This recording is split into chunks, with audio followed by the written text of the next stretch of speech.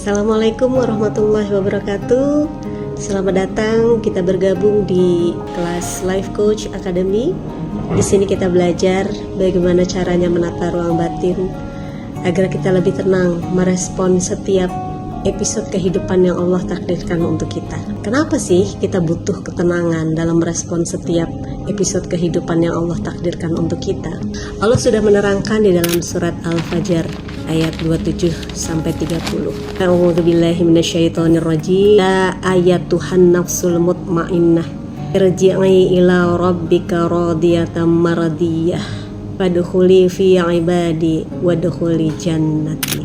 Wahai jiwa yang tenang, kembalilah kepadaku dalam kondisi ridho dan diridhoi, maka masuklah ke dalam golongan hambaku dan masuklah ke dalam syurgaku.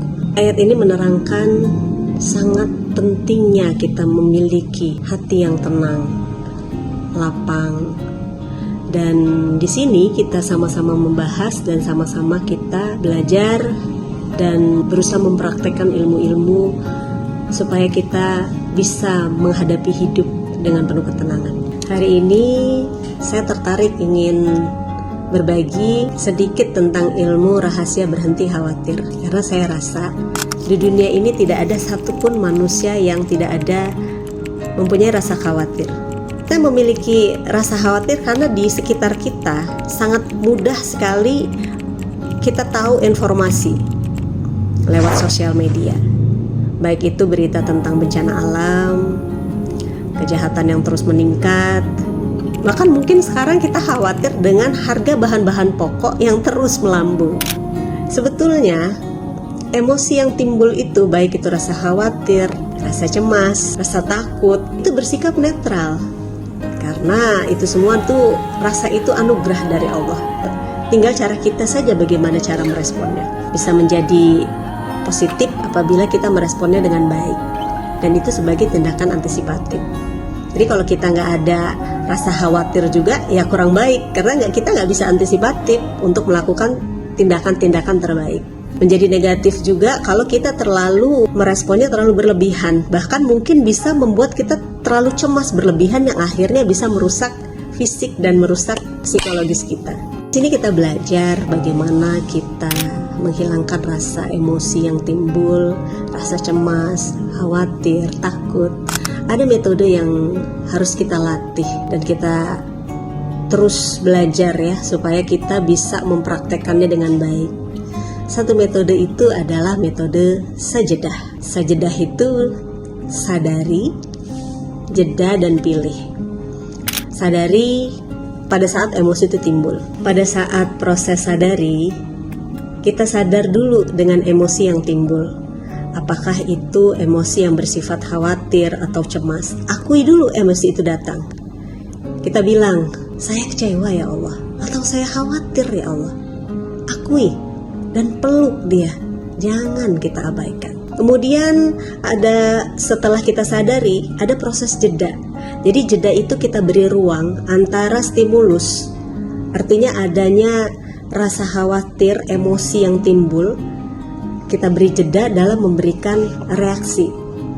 Nah, di proses jeda itu yang bisa kita lakukan sesingkat-singkatnya ya. Kalau waktunya singkat, kita tarik nafas, hitungan 1-10 atau 1-30, dan lebih bagus lagi kalau kita beristighfar. Kalau memang proses jedanya agak lama dan mengambil keputusannya mungkin butuh waktu ya, karena mungkin kita butuh pemikiran, kita butuh tindakan yang lebih tepat.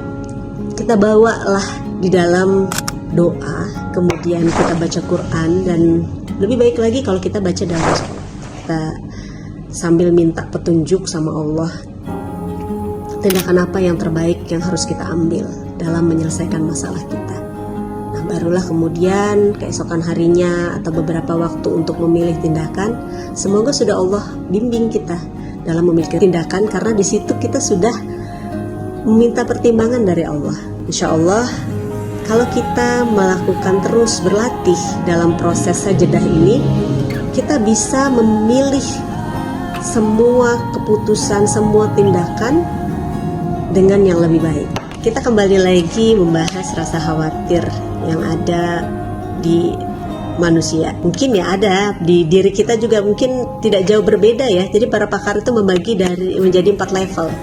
Yang pertama itu khawatir menghadapi kehidupan. Kita terlalu berlebihan, terlalu cemas menghadapi kehidupan ini. Khawatir besok mau makan apa, khawatir nanti masa depan anak bagaimana. Padahal sebetulnya kan kita tidak boleh berlebihan menghadapi dunia ya, karena dunia ini kan cuma tempat singgah dan akan kita tinggalkan. Yang sebetulnya yang perlu kita persiapkan adalah untuk akhiratnya kita. Orang cerdas adalah orang yang memikirkan kematiannya. Kemudian yang kedua, khawatir dengan perubahan. Gak siap dia menghadapi perubahan yang tadinya menjadi dari pimpinan menjadi bawahan, yang tadinya orang kaya menjadi orang biasa-biasa saja ataupun mungkin menjadi orang bawah ya. Yang ketiga, khawatir menghadapi kehilangan.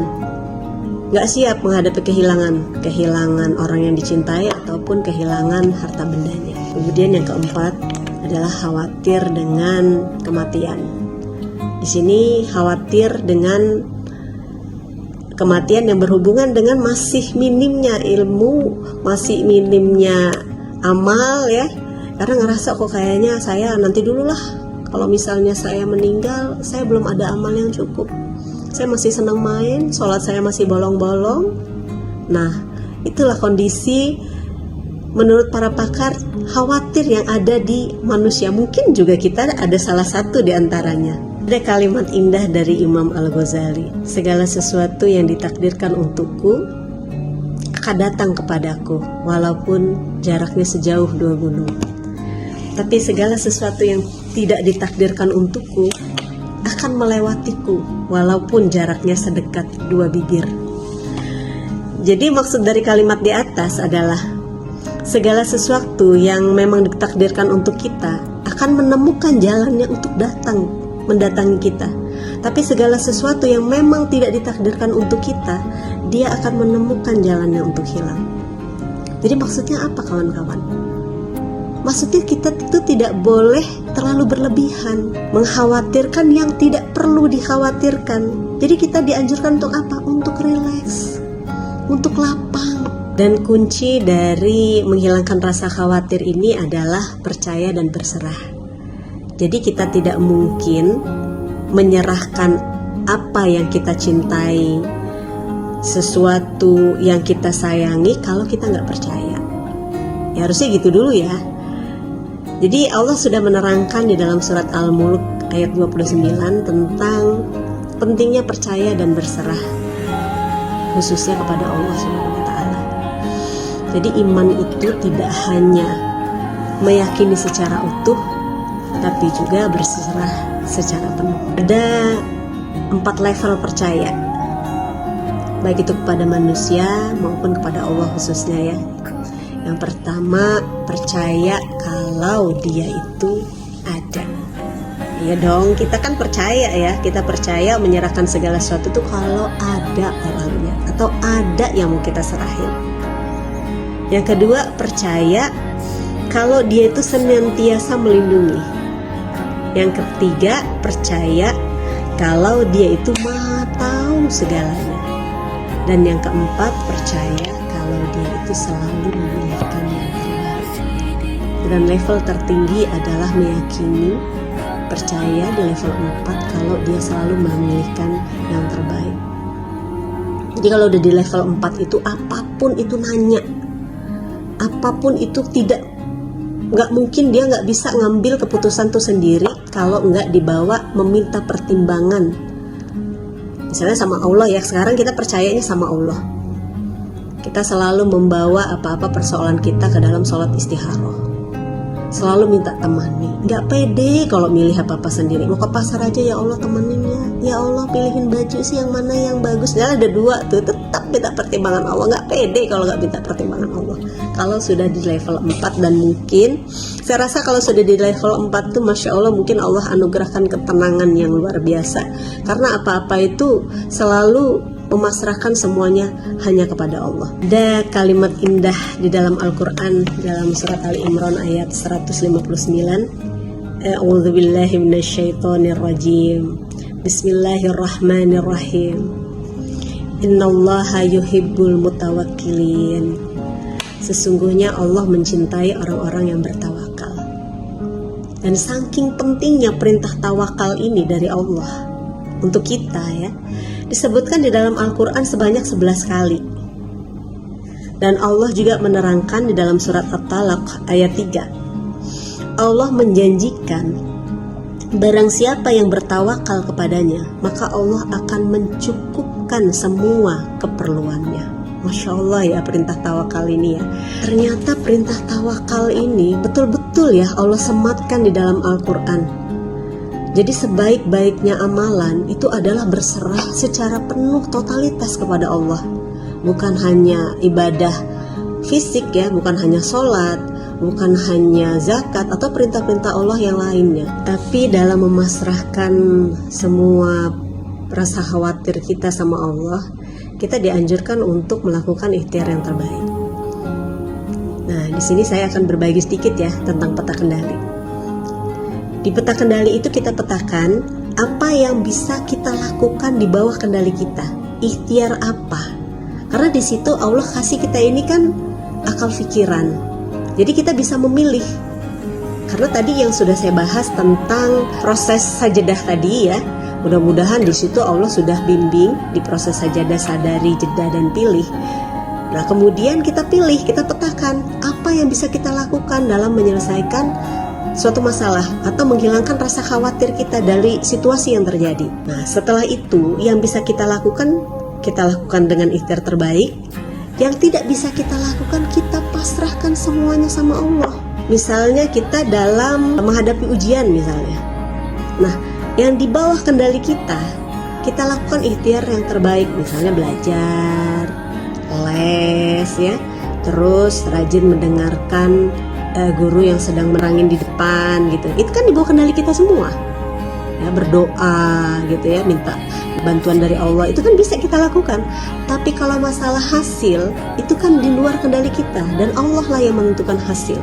Kita pasrahkan sama Allah. Jadi kalaupun kita sudah berusaha, hasilnya belum sesuai dengan apa yang kita mau, ya kita sudah merasa lega. Harusnya kita lega di situ. Karena kan kita sudah melakukan ikhtiar yang terbaik dan tidak ada penyesalan lagi. Beda kalau misalnya kita pasrah nih sama Allah, tapi kita tidak melakukan tindakan yang terbaik. Mau ujian, hasilnya maunya bagus, tapi malas belajar. Udah itu malas kerjain tugas, guru nerangin juga malas dengerin. Nah, itu kan dinilai sebetulnya sama Allah. Nah, kalau itu nanti jadinya kalau kita tidak melakukan ikhtiar terbaik, akan menjadi penyesalan di kemudian hari. Saya ingin cerita sedikit ya, berbagi tentang pengalaman saya pribadi. Di sini kan memang harus terus kita latih ya. Kita latih supaya tidak ada rasa khawatir, rasa cemas berlebihan, dan supaya kita bisa melewati hidup ini dengan lebih tenang ya. Jadi anak saya Lutfi, yang umurnya 13 tahun, itu saya pondokin di Garut. Salah satu pondok pesantren di Darul Arqam Garut, dan saya tinggal di Lampung. Hari Kamis sore habis sholat asar, saya dapat kabar dari ustadznya kalau Lutfi ini mengalami musibah. Jadi kepalanya itu terbentur tembok dan lukanya cukup lebar, sekitar 10 cm. Profesi saya seorang bidan dan saya pun biasa menjahit daerah kepala. Jadi kalau daerah kepala itu misalnya dia luka 1 cm pun, itu darah udah ngocor, udah banyak gitu ya. Nah, saya bingung sebetulnya. Oh ya Allah, menurut ilmu saya ini kan udah titip sama Allah. Saya selalu bilang sama Allah, ya Allah, saya titip anak saya. Saya lakukan ikhtiar terbaik dalam mendidik, dalam menjaga dia, dalam nitip sama ustadznya gitu, ikhtiar-ikhtiar terbaik saya ya. Tapi yang saya nggak bisa ya nungguin anak saya 24 jam. Dan di luar kendali saya udah titip, bilang sama Allah, ya Allah, saya titip anak saya. Di situ berkecamuk ya, pikiran saya tuh, kalau udah titip itu harusnya anak saya itu nggak jatuh, harusnya anak saya itu nggak dibully misalnya. Harusnya anak saya tuh sehat-sehat aja.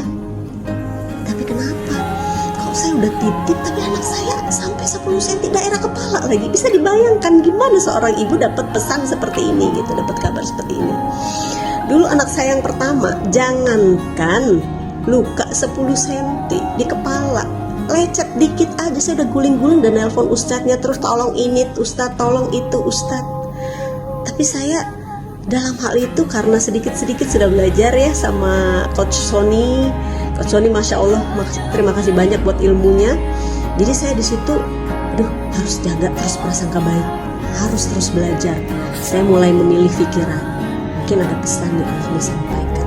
Alhamdulillah ya Allah, anak saya baik-baik saja. Jadi kondisinya saya pantau kan, kata ustadznya, alhamdulillah Bu, anak ibu kondisi baik-baik saja. Saya tarik rasa syukur banyak-banyak. Jadi alhamdulillah, pokoknya semua yang bisa saya syukuri, saya syukuri. Nah, terus saya cuma mikir, berarti ada pesan ya yang Allah mau sampaikan buat saya dan ada kebaikannya di situ. Saya yakin di situ. Ya karena sudah belajar dikit-dikit itu tadi ya.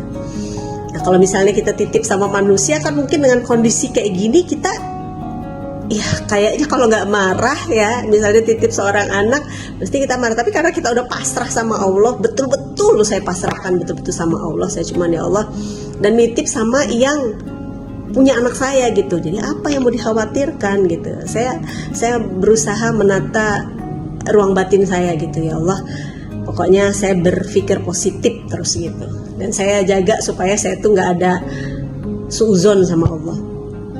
Terus saya pantau ya apa yang bisa saya lakukan, dan Masya Allahnya saya kan tanya sama ustadz sama dokternya ya, kata dokternya memuji anak ibu sangat mandiri, itu juga ustadznya, karena anak saya tuh nggak sama sekali ngeluh gitu.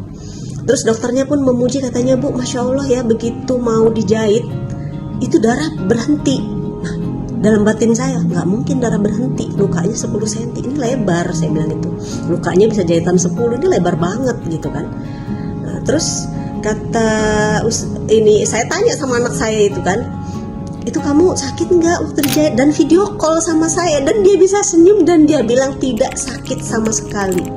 Tambah lagi lah saya, Masya Allah nggak sakit ya, tumben itu kan mau dibius tuh pasti orang jerit-jerit, karena saya pengalaman mau bapak-bapak mau siapapun yang dibius tuh biasanya jerit-jerit. Anak saya nggak berasa sakit sekalipun. Masya Allah, alhamdulillah ya. Nah tambah yakin lagi saya sama Allah, oh namanya juga Allah yang melindungi, ini loh yang saya titipin sama Allah, berarti Allah jagain. Berarti dari ini aja saya udah berpikir udah bisa mengurangi lah khawatir saya ya. Dan kondisi saya jauh gitu, saya bilang kalau memang penting saya nanti ke Garut gitu melihat anak saya. Tapi kata ustadznya, anak ibu baik-baik saja katanya gitu. Dan kemudian karena apa yang bisa kita lakukan kan di bawah kendali saya, tolong ustadz saya minta anak saya karena di daerah kepala saya minta di scanning gitu. Oke ya Bu, kita scanning sore ini, tapi setelah di scanning hasilnya besok. Nah, yang saya bisa lakukan di situ proses jeda saya berdoa sama Allah.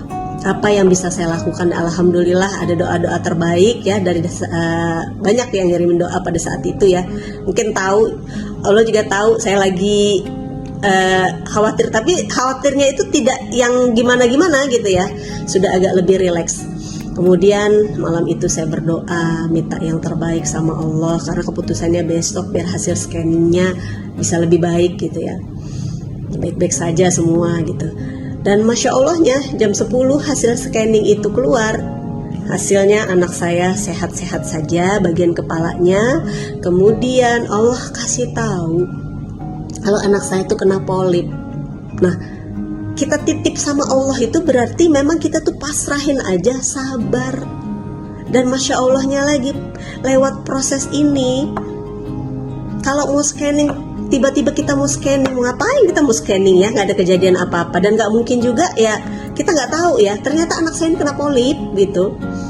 Dan kemudian hasil ininya ini karena trauma itu diklaim sama Jasara Harja, jadi nggak bayar. Masya Allah, alhamdulillah, tambah syukur lagi, tambah yakin sama Allah. Ternyata kalaupun kita titip sama Allah, ada proses yang tidak mengenakan kita, yang bikin kita sedih, sabar dulu. Bawa jeda, bawa kesajedah, pakai teori sajadah, kemudian petakan apa yang di bawah kendali kita dan pasrahkan yang di luar kendali kita.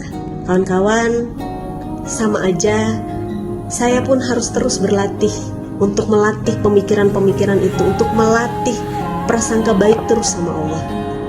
Ternyata memang kita pasrah sama Allah itu hidup lebih rileks, lebih tenang. Dan saya tanya anak saya pun tidak libur 1 hari pun atas peristiwa itu. Karena dia bilang, enggak lah Bu, mau ngapain libur? Karena saya juga gak ngerasain sakit apa-apa. Masya Allah, cuman Allah mau kasih tahu anak kamu kena polip dengan tanpa biaya sama sekali. Itulah kawan-kawan, pengalaman sedikit dari saya ya. Mudah-mudahan kita bisa mengambil hikmahnya, bisa mengambil pelajaran dari semua yang saya sampaikan. Apa yang saya sampaikan itu yang baik-baik dari Allah, dan yang tidak baik itu dari saya sendiri. Saya mohon maaf. Semoga bermanfaat dan kita bisa menerapkannya dalam kehidupan kita sehari-hari, dan kita bisa terus berlatih agar mendapatkan ketenangan di dalam ruang batin kita, agar kita bisa lebih terampil melatih diri, memperbaiki diri, dan menginspirasi. Assalamualaikum warahmatullahi wabarakatuh.